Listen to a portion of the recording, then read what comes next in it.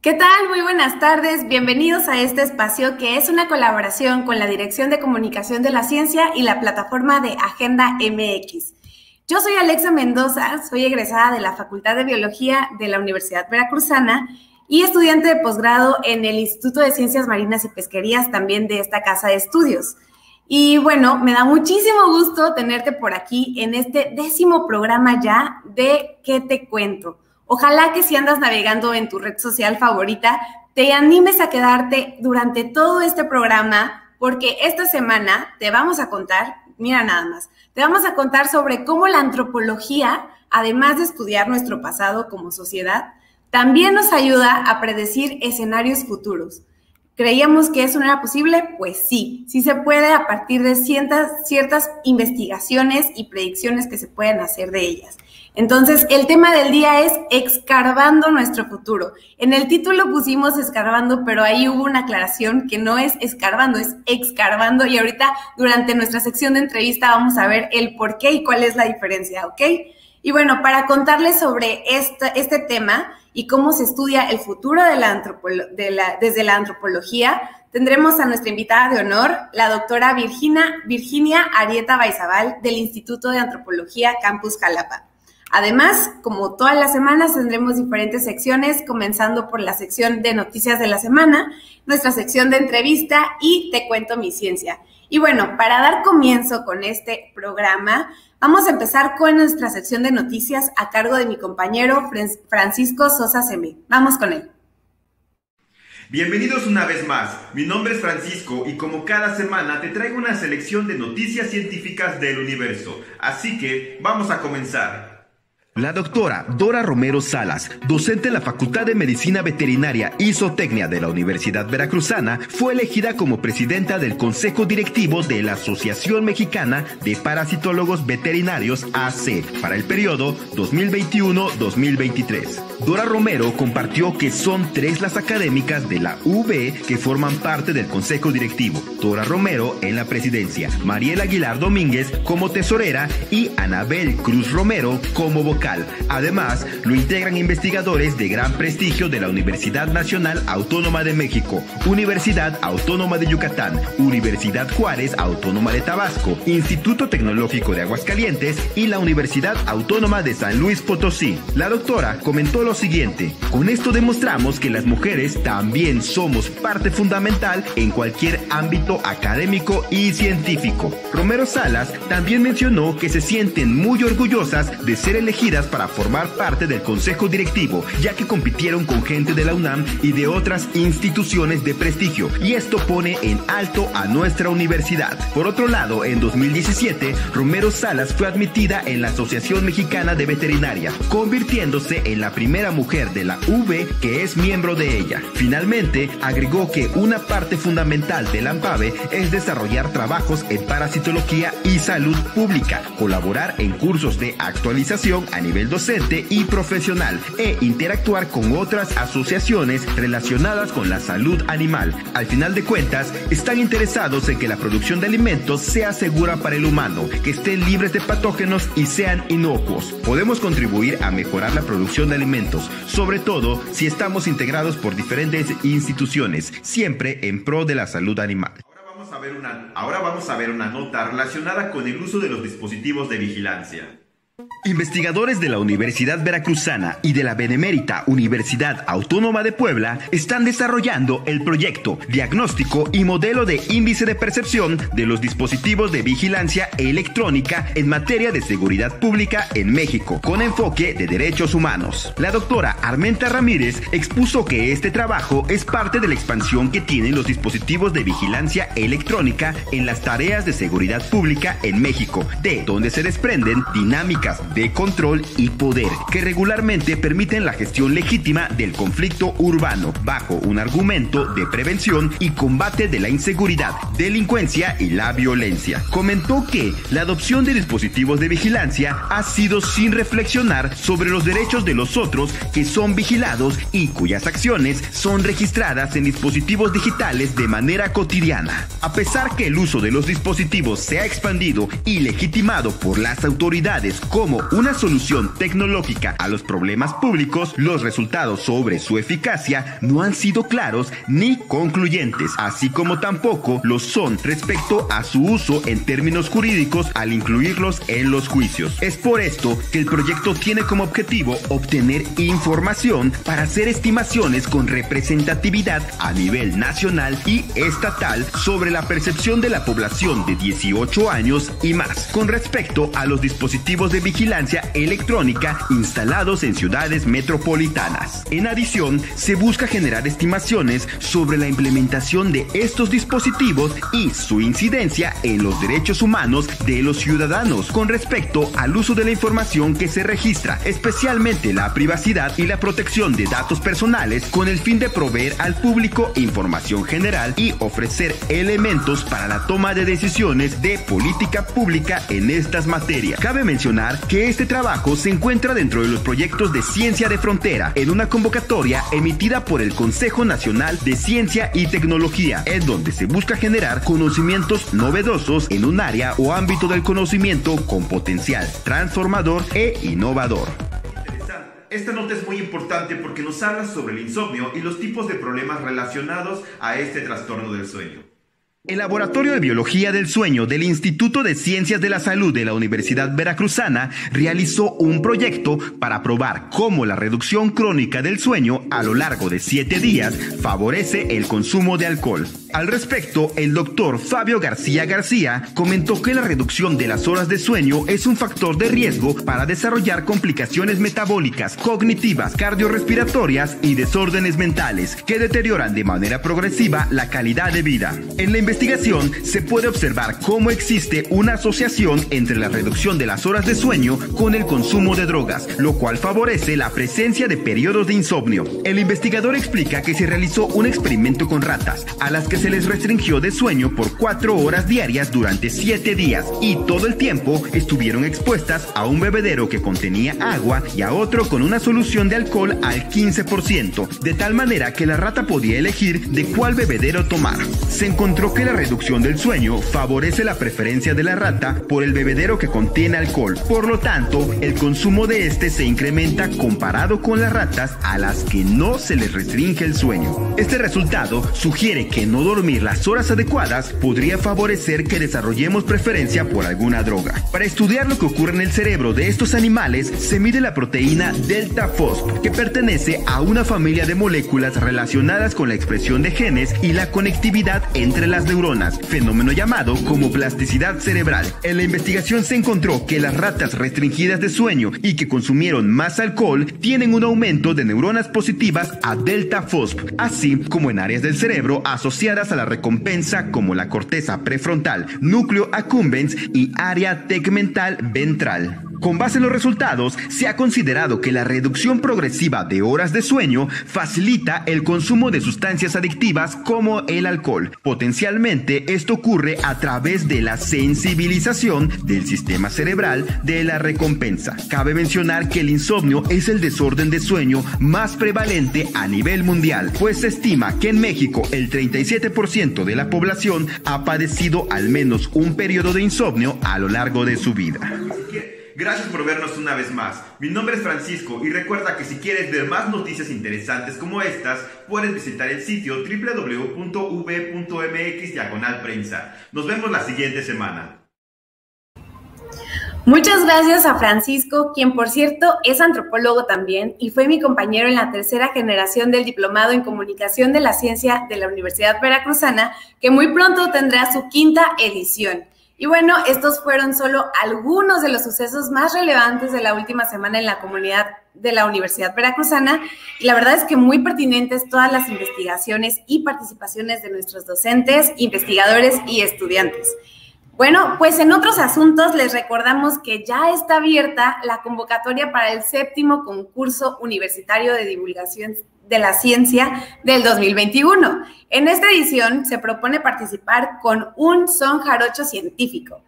Recuerden que las propuestas se están recibiendo desde el 21 de junio hasta el 6 de agosto del 2021, así que aprovechen las vacaciones, este periodo vacacional, para meter sus propuestas porque hasta el 6 de agosto se van a estar recibiendo. Recuerden que las participaciones pueden ser individuales o hasta de 3 personas. Y les voy a decir los premios. Hay 3 categorías de premios. El primer lugar se puede llevar hasta 15,000 pesos, segundo lugar 10,000 pesos y tercer lugar 5,000 pesos. Así que no sé ustedes, pero suena bastante tentador.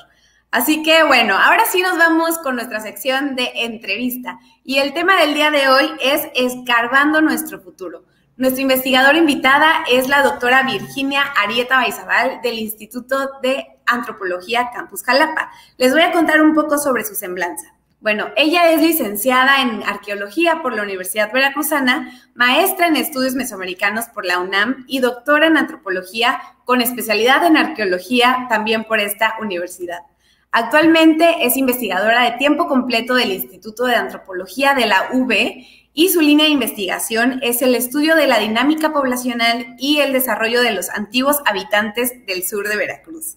Además, es profesora de la licenciatura en Arqueología en la Facultad de Antropología UB y por 2 años consecutivos, el 2019 y el 2020, ha recibido el reconocimiento al desempeño docente en el área de investigación.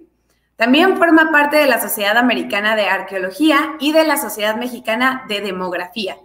Es miembro del Sistema Nacional de Investigadores SNI y tiene el reconocimiento Perfil Deseable PRODEP. Es autora de libros, capítulos de libros, artículos científicos y de divulgación. Entre sus últimas publicaciones se destaca el libro Dinámica y Desarrollo de la Población Olmeca de San Lorenzo. Adicionalmente, es directora editorial de la revista de divulgación de Ciencias Sociales y Humanidades Fuimos Peces. Entonces, vamos a darle la bienvenida a la doctora y, bueno, vamos a enlazarnos con ella. Hola, ¿qué tal? Buenas tardes, ¿cómo están? ¿Qué tal, doctora Virginia? Muchas gracias por aceptar nuestra invitación. Es un gusto, la verdad, tenerla por aquí y platicar con usted sobre este tema que es la antropología, la arqueología y cómo se ha ido desarrollando y cómo puede también estar presente no nada más en el pasado, sino en el presente y hasta en el futuro, ¿no? Que es lo que vamos a platicar un poco sobre el tema del día de hoy. No, muchas gracias a ustedes por el espacio, por invitarme, por contemplarme. Yo los felicito por tener un espacio tan importante como este para la divulgación y que volteen a ver a las ciencias sociales y a las humanidades, a la antropología en particular, claro. Siempre reconociendo también nuestra responsabilidad como investigadores académicos de divulgar, ¿no? Entonces, muchas gracias por el espacio. Muchísimas gracias, de verdad. Y bueno, vamos a entrar un poco en el tema de hoy. Bueno, creo que en general cuando escuchamos sobre la antropología tenemos la idea de que es aquella ciencia que estudia nuestros antepasados, ¿no? O el comportamiento de las sociedades antiguas. Pero creo que esta definición se queda bastante corta y es lo que vamos a estar platicando el día de hoy porque además de ser una ciencia compleja, que puede especializarse en muchas ramas, como vamos a estar platicando. También es multitemporal, que es lo que mencionábamos, que puede ir desde el pasado, el presente y también reflejar un poco hacia el futuro. Y bueno, voy a empezar por preguntarle cuáles son las principales aportaciones de la antropología para la sociedad y cuál sería su enfoque en México en comparación con otros países. Ok, bueno. Tienes toda la razón en todo lo que mencionas sobre qué es lo que suele pensar la gente de la antropología y la arqueología. Entonces, ¿te parece si empezamos desde cero para platicar qué es la antropología, lo que mencionabas de sus subdisciplinas o ramas?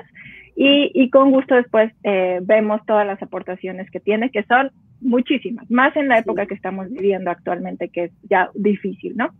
Claro. Pero bueno, ahí te va. Mira. La antropología... Hay una discusión ahorita de que si somos una ciencia social, si pertenecemos a las humanidades, y hay un concepto que a mí me gusta mucho, que es en realidad somos una ciencia humana.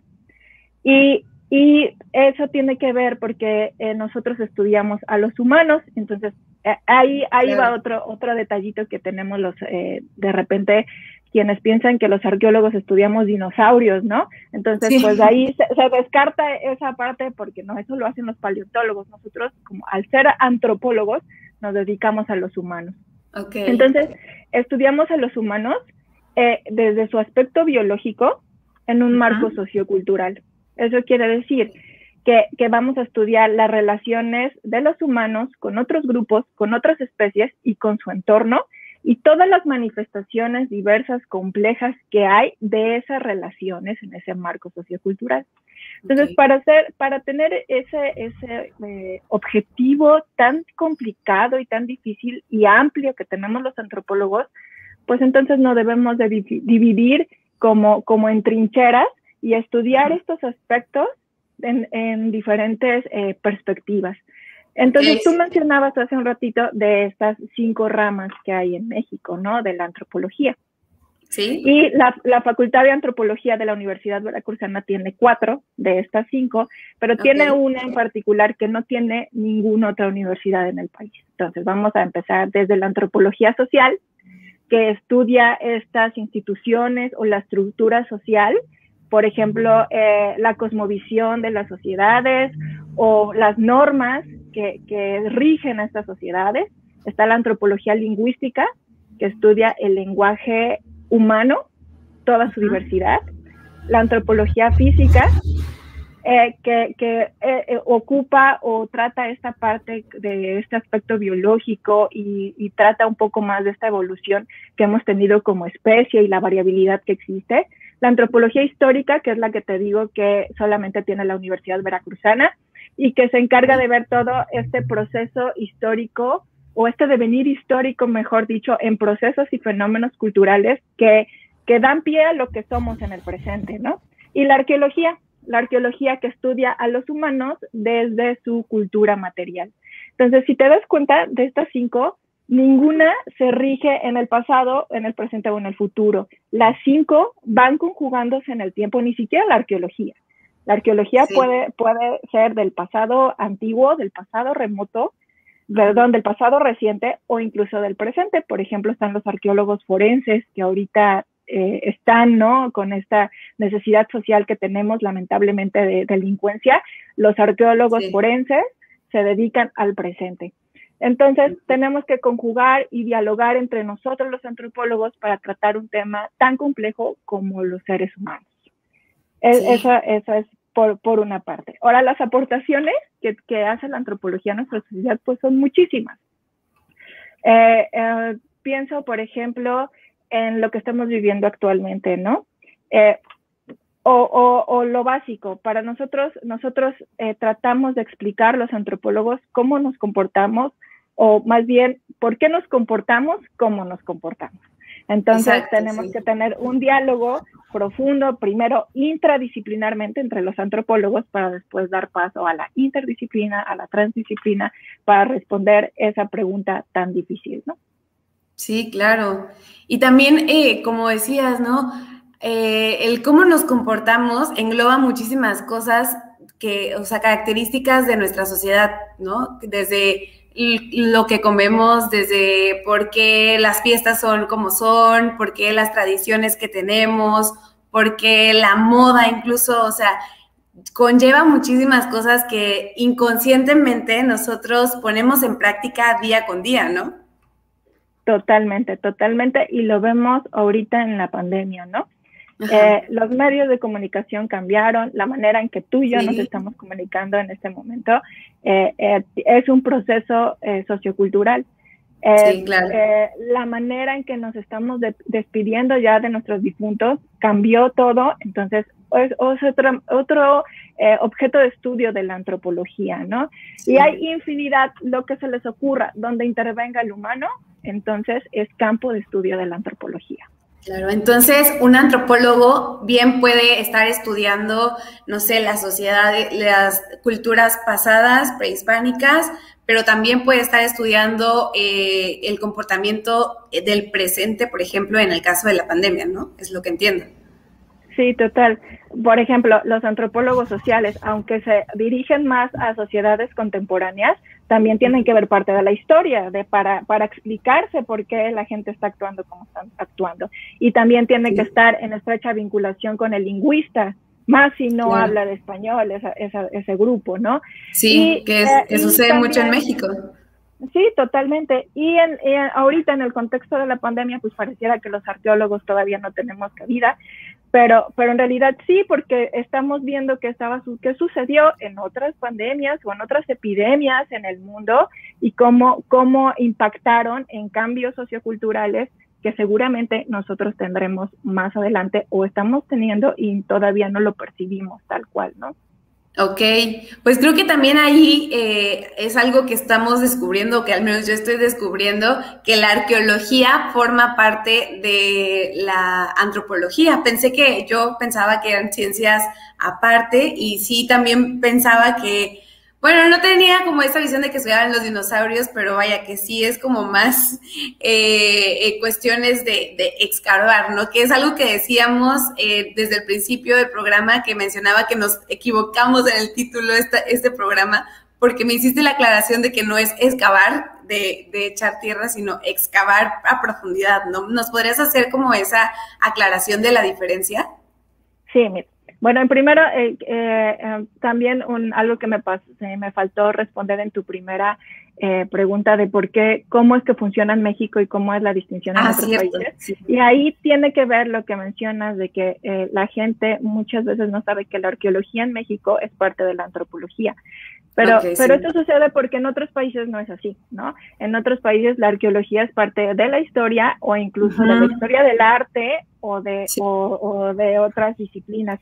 Y aquí no, en México se forma y nos desarrollamos como arqueólogos, pero antes sabemos que somos antropólogos. Eso quiere decir que si bien nuestro objeto de estudio es lo material, nuestro objetivo son los humanos o las personas que hicieron esa cultura material. Ahora lo de excavar y escarbar. Es importante, y hago la aclaración porque nosotros somos muy digamos que especialistas, un poco especiales en ese término, porque la excavación es una de las metodologías más importantes que tiene la arqueología.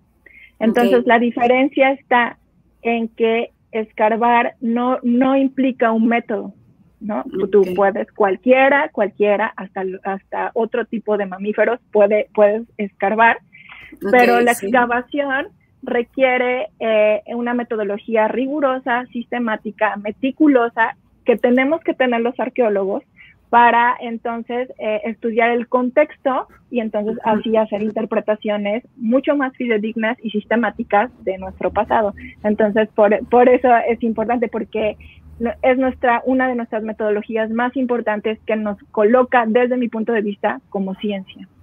Sí, claro. Sí, es la gran pequeña diferencia.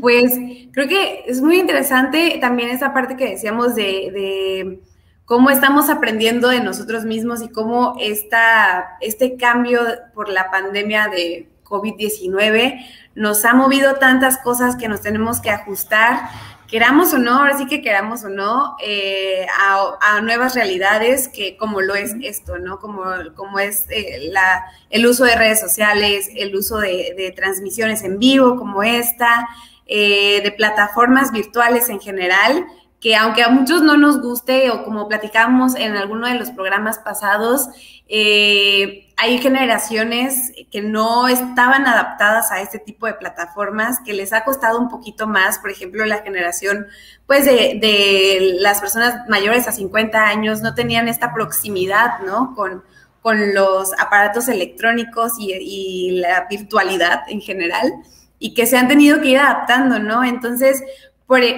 poniendo este ejemplo, ¿cuál podría ser la aportación de la antropología en este sentido de la pandemia por COVID-19?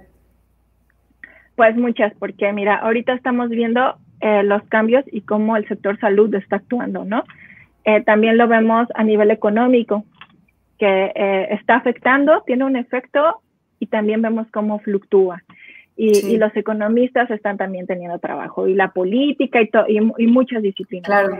Pero creo que la antropología va a ser muy utilizada y va a ser un campo de estudio para la antropología, lo que viene a partir de ahora. Porque como tú mencionas, estos cambios que estamos teniendo a nivel sociocultural, que muchas veces no percibimos, No sabemos si van a permanecer, se van a quedar.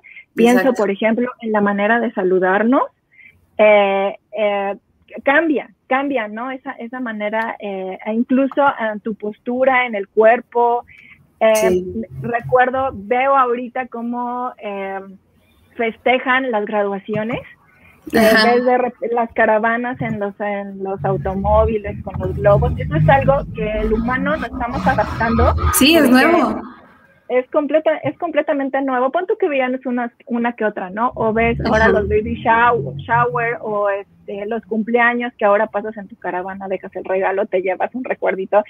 Todo eso es campo de estudio de la antropología, porque entonces nosotros nos preguntamos, ¿por qué tenemos esa necesidad? Y buscamos la manera de modificar esos rituales que tenemos. Y estoy pensando en las fiestas, pero también te mencionaba hace un ratito, lo de los sepelios, ahora las velaciones que cambian y que son campo de estudio de la antropología, ¿no? Tú lo que haces cada sábado, que es divulgar, es un proceso sociocultural, ¿no? Y no importa que estés hablando con un físico, con un matemático o con un químico, el simple proceso de divulgar es algo sociocultural. Entonces, el campo de estudio de la antropología en este contexto de pandemia es algo que se viene muy fuerte para nosotros.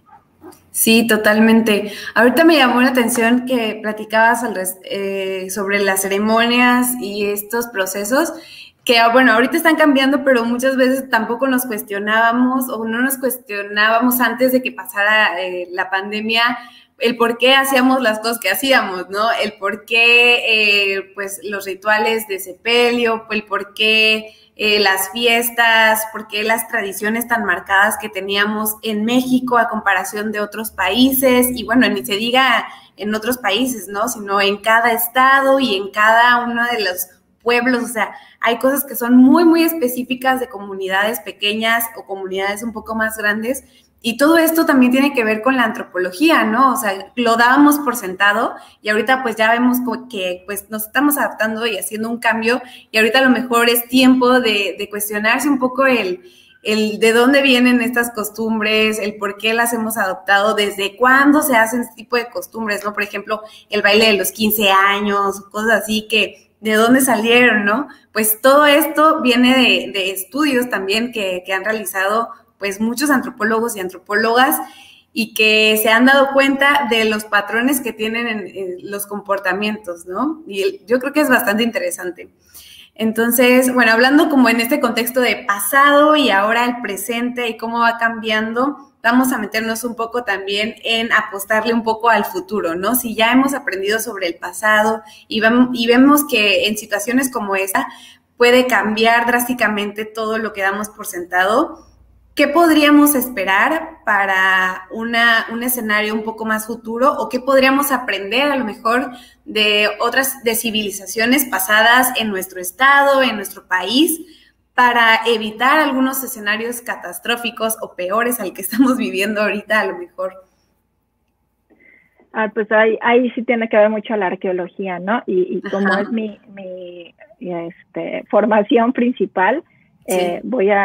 Voy a platicarte un poquito de lo que yo trabajo específicamente, ¿no? Yo me he dedicado, sí, como mencionaste al principio, a ver cómo la población va cambiando o por qué la población elige ciertos asentamientos, cómo se distribuye en el interior de un sitio, si tiene que ver con factores políticos, si tiene que ver con factores económicos, si hay una estratificación social, etcétera. Es decir, por qué la población aumenta y por qué decae la población. Okay, y de este tema, es decir, yo lo que hago es demografía, como hacen los demógrafos, pero del pasado, ¿no? Aquí los demógrafos lo hacen a través de censos, pueden ir casa por casa a censar. El punto y lo complicado en la arqueología es que pues las personas ya no existen, entonces tenemos que recurrir a otro tipo de técnicas, a otras disciplinas para ver qué metodologías nos sirven para poder censar gente en el pasado y ver cuánta población había, ¿no? En ciertos sitios. Sí. Y el sitio específico en el que yo he trabajado es, bueno, yo trabajo más al sur de Veracruz, en la región Olmeca, esta región que se caracteriza por humedales, por pantanos, que año con año, y ahí va, hay un poco la respuesta, empiezo con la respuesta a tu pregunta, que año con año vemos como las Chuapas, Coatzacoalcos, Minatitlán, el estado de Tabasco se inunda regularmente, ¿no? Y vemos cómo hay mucha mortandad y cómo se lleva año con año las casas. Esta región es la región Olmeca, y yo me dedico específicamente, o he dedicado gran parte de mi carrera a ver cómo la población de San Lorenzo es de los sitios más importantes en Mesoamérica, por ser la primera capital olmeca. Estamos hablando, para que darnos una idea, del 1800 antes de Cristo. Entonces estamos hablando de 3000 años atrás, ¿no? Ya llovió, como dicen. Sí, ya, y más allá, que se pone pero con la época de lluvia. Es lo primero, para quienes no están tan metidos con la arqueología, pues es lo primero, antes que Teotihuacán, antes que lo mexica, por supuesto, antes que el área maya. Okay. Entonces nos interesaba conocer por qué, cuánta gente habitaba ahí, y por qué una población tan poderosa, que fue capaz de hacer estas cabezas colosales y transportarlas más de 60 kilómetros, de repente decae, ¿no? Y no sabemos mucho sobre ellos, porque otro detalle es que el medio ambiente del sur de Veracruz no nos permite que los entierros se preserven. Entonces no tenemos material óseo para que los antropólogos físicos nos ayuden con su parte y nos digan más allá de la población. Entonces, en el sur la tenemos un poquito complicada, en la región olmeca en general, la costa del Golfo en general, hay áreas mucho mejores, pero esta sí es crítica. Entonces, lo que nosotros hemos visto a través de varios estudios es que llega un punto cuando San Lorenzo tiene su auge como primera capital de Mesoamérica, más o menos en el 1200 antes de Cristo. Hay un aumento de población impresionante, ¿no? Estamos hablando de casi 11,000 habitantes, más o menos, un rango de 11,000 habitantes, que para un sitio del preclásico inferior es muchísima, ¿no? Muchísima gente. Entonces, esta gente que alcanzó un poderío de todo Mesoamérica, un gobierno sólido, estratificación social muy importante, es como para nosotros la Ciudad de México, ¿no? De repente decae, ¿no? Desaparecen, empiezan aquí todos los temas de se lo llevaron los ovnis. No se los llevaron los ovnis. Y aquí está la respuesta de lo que debemos aprender del pasado. Nosotros, junto a otros estudios, nos dimos cuenta que alcanzaron este aumento de población, ejerció una presión sobre los recursos de subsistencia, ¿no? Claro. Como viven alrededor de humedales, ellos, bueno, aquí hay otro dato importante, a diferencia de lo que nos suelen enseñar en la primaria, de que nuestro principal recurso de subsistencia desde el pasado es el maíz, los olmecas han demostrado que no, que son los tubérculos, ¿no? Para ellos eran los tubérculos, o todos los recursos que provenían de un ambiente que, si bien para nosotros es crítico como el pantano, para ellos no, ¿no? Ellos sí obtenían todos los recursos, totalmente. Entonces, esos mismos recursos que hicieron que creciera la población y causaron un auge, de repente ellos eran tantos que ya no tenían suficiente alimento para sobrevivir, y eso junto, pues causa conflictos, ¿no? Como lo vemos actualmente, causa pobreza, causa descontento social con la clase gobernante, empezó a haber guerras internas en el sitio, y la mayoría de la población empieza a migrar. Y surge la segunda capital olmeca que conocemos como La Venta en Tabasco, ¿no? Empieza este gran auge de la venta. Nosotros tenemos la idea de que la gente de San Lorenzo migra para allá, para La Venta, porque acabaron con sus propios recursos. Entonces creo que eso es algo que tenemos que aprender, ¿no? Porque yo veo las noticias, y estoy segura que todos quienes nos escuchan y nos ven ahorita ven las noticias, quienes están en esta región de los que les hablo, vemos cómo se asientan junto a los ríos, y la verdad es que los olmecas nunca se asentaron junto a los ríos, sí estaban íntimamente relacionados, pero buscaban las partes más altas, o hacían partes más altas, ¿no? Los sitios que ellos mismos los construían con una mano de obra impresionante, pero creo que ese tipo de cosas debemos aprender nosotros como sociedad contemporánea, ¿no? Para que no nos pase lo mismo, porque ya vimos que no importa qué tan poderoso seas, si no actúas sobre el medio ambiente o cuidando tu ecosistema, vas a decaer como sociedad. Sí, claro, va a haber eso, una saturación, ¿no? Una sobresaturación de la demanda de recursos naturales, de recursos de nuestro entorno, que no va a poder satisfacer pues a la población y pues obviamente va a pasar lo mismo, va a empezar a haber problemas que bueno, ni siquiera va a empezar, realmente ya lo vivimos desde hace muchos años, simplemente creo que estamos en ese momento en el que podemos ahorita empezar a pues ya, o sea, es demasiado evidente, ¿no? O sea, no hay como de que a lo mejor pasa, ¿no? O sea, ya estamos que zumba en esa tendencia y estamos sobre la tendencia, entonces creo que podemos empezar a realmente tomar cartas en el asunto y hacer como lo que ellos hacían, que nos platicábamos, a prevenir un poco estas situaciones caóticas para que, pues bueno, no terminemos de esta misma historia, ¿no? Y no lo vemos solo con los olmecas, por ejemplo, también en el área maya sucedió, en Sudamérica también lo vemos, en Perú, hasta en esta isla de Pascua, donde desaparecen los moais, también hubo deforestación, ¿no? Y que también tuvo que ver con esta decadencia de la sociedad. Entonces, no solo yo te platico lo que yo veo en los olmecas, pero nos lo están enseñando muchísimas sociedades del pasado. Sí, claro. Hablando que pues estamos en casi el mismo territorio, ¿no? Bueno, aquí en Veracruz estamos muy cerca. Entonces, pues sí, ir previniendo lo más que podamos. Y me llamó la atención un poco en cuanto a la arqueología que platicabas en un principio, que se nutre de diferentes disciplinas, diferentes ciencias que complementan para hacer ese tipo de estimaciones, por ejemplo, en lo que comentabas de la cantidad de habitantes, ¿no? ¿Cómo es esa investigación o cómo se hace esa estimación de habitantes con base a lo que encuentran de, pues, los restos, los objetos, ¿no? Pues hay varios métodos. Los arqueólogos hemos tenido que ver e investigar métodos para ver cómo justamente calculamos la población. Nunca vamos a saber la población real, ¿no? Claro. Y de hecho, los arqueólogos no podemos aseverar nada del pasado porque el pasado ya no existe, ¿no? Claro. Entonces son interpretaciones y lo que hacemos es que con datos duros intentamos ser lo más fidedignos o aportar información confiable.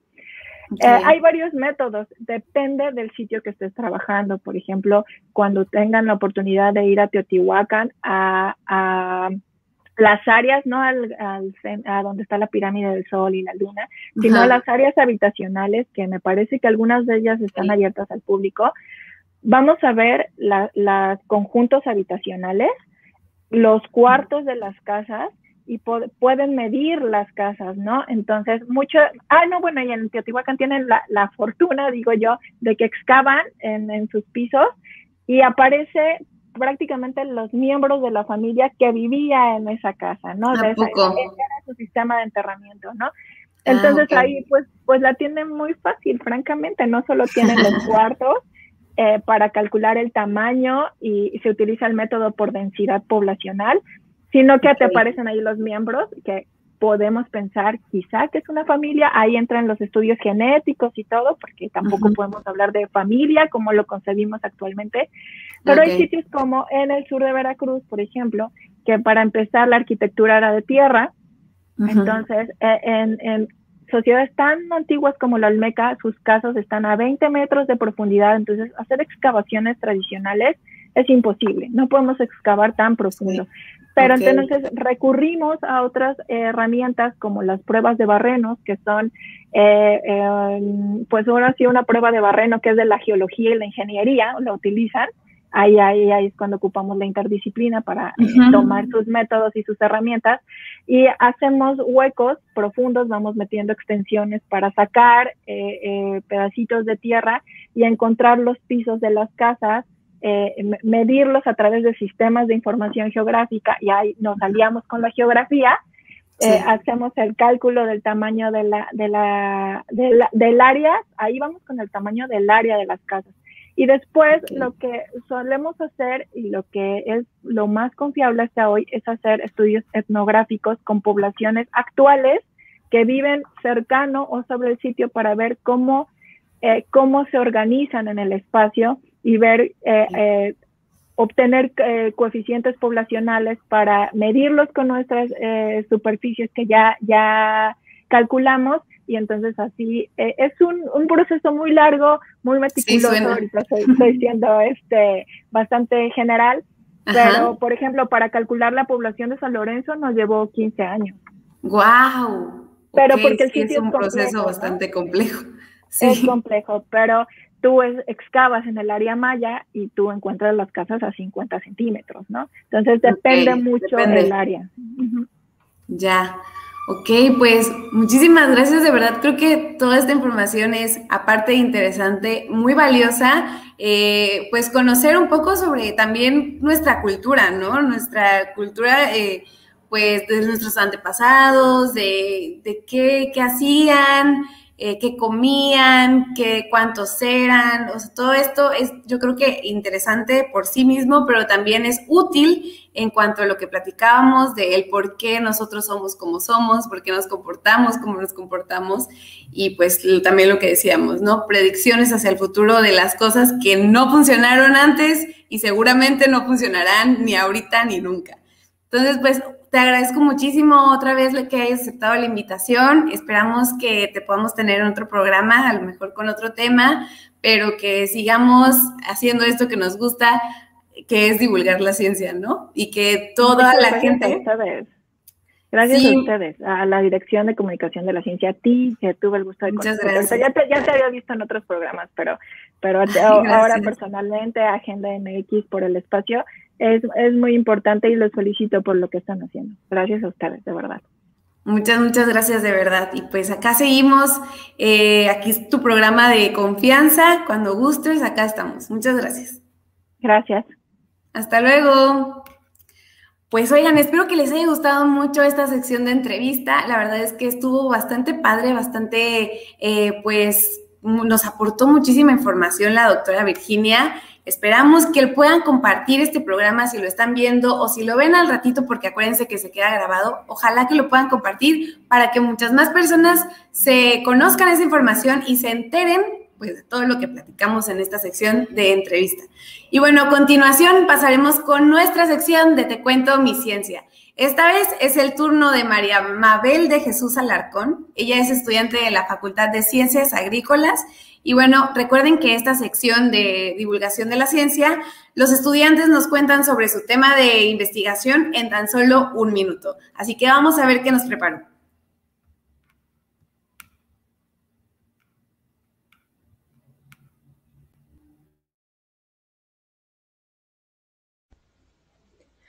Hola, ¿qué tal? Mi nombre es María Mabel de Jesús Alarcón y soy estudiante de la Facultad de Ciencias Agrícolas. Mi proyecto de investigación se basa en la implementación de Arachis pintoi como alternativa agroecológica en el cultivo de lima persa. Uno de los principales problemas que limitan la productividad de los cítricos es la presencia de malezas, pues estas dificultan las labores de fertilización, cosecha, control de plagas y enfermedades y sobre todo por la competencia de agua, luz y nutrientes.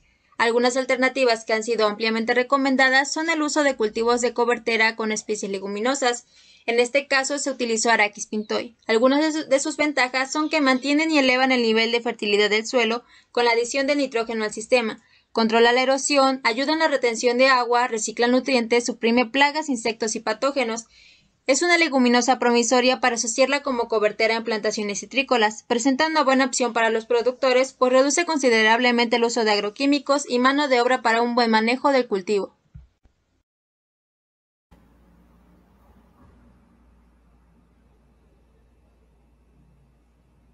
Muchas gracias a María Mabel de la Facultad de Ciencias Agrícolas y felicidades por su investigación. Ahora sí, pues ha llegado el momento de despedirnos, pero esperamos que el programa de hoy haya sido de su agrado. Muchas gracias por visualizarnos y les recordamos que pueden compartir el programa en sus perfiles para que esta información llegue a muchas más personas. Además, si eres estudiante de la Universidad Veracruzana, te recordamos que aún puedes participar en nuestra sección de Te Cuento Mi Ciencia, contándonos en tan solo 1 minuto sobre tu trabajo de investigación. Y bueno, las cápsulas se estarán compartiendo en las redes sociales de la Dirección de Comunicación de la Ciencia, UB, las cuales te invitamos a seguir, que aparecen aquí abajo, y el autor o la autora de la cápsula que se comparta el mayor número de veces será acreedor a un obsequio no monetario por parte de la Dirección de Comunicación de la Ciencia y tendrá la oportunidad de ser invitado especial en este programa. Así que, bueno, los esperamos por acá, esperamos que se animen a participar y que compartan también sus cápsulas. Ay, perdón. Esto ha sido todo por el programa del día de hoy. Este es nuestro 10º programa. De verdad, muchísimas gracias por todo su apoyo. Yo soy Alexa Mendoza. Me dio mucho gusto compartir un rato en este sábado con ustedes y nos vemos el próximo sábado a las 4 de la tarde en un programa más de ¿Qué te cuento? ¡Hasta luego!